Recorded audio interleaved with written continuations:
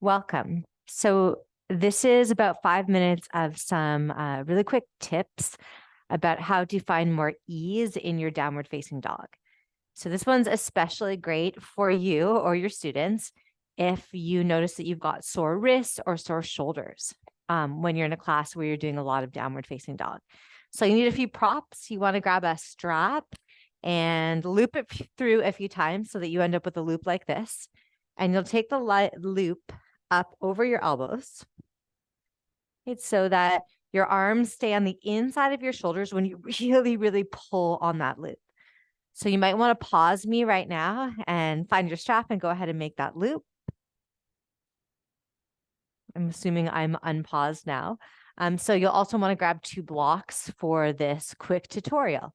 So let's start with the loop up around the elbows, just above the elbows. So you've got triceps on the backs of your arms, you've got biceps on the fronts of the arms, and then of course your shoulders and your chest across the front. Come on to hands and knees. And start to really pull on that strap with your arms like you're trying to break it in half.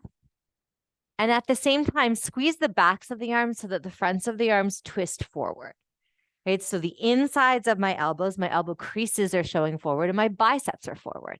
Take a moment and look down at your hands, spread your fingers real wide apart and start to claw your mat with your fingertips. So your fingers themselves, they might bend just a little bit. Now push away the floor. Notice what happens when you push away the floor. Your armpits lift away from the floor and your arms engage, especially the backs of the arms, especially the triceps. You're going to let the triceps and the chest and the back do a lot of this work for you so that you're not just dumping weight forward into your shoulders and your wrist. Drop your heart cow.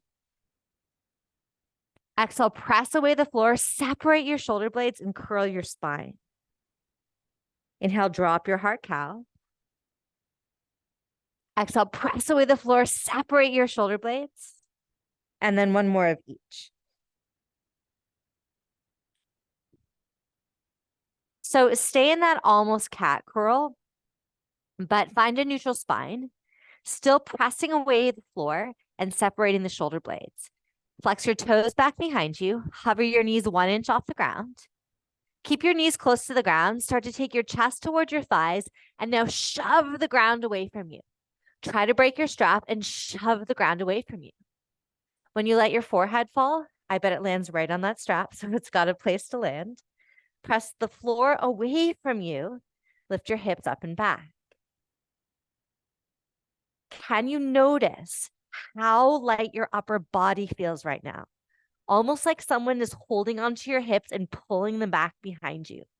You're pressing the floor away from you and trying to tear your strap. From here, as shoulders start to ease up, you can begin to straighten out your legs and let your heels drop towards the floor. Although this step is not necessary, the knees bent and the heels high, that's a perfect downward facing dog.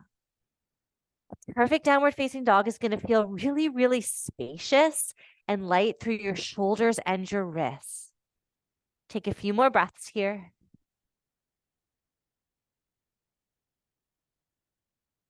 Good, and then take your knees down to the ground. Take the strap off.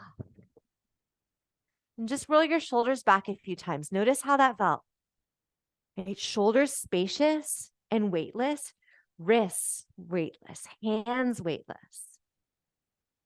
Okay, another way that you can find this feeling is to take your blocks like this and take them between your biceps, between your arms.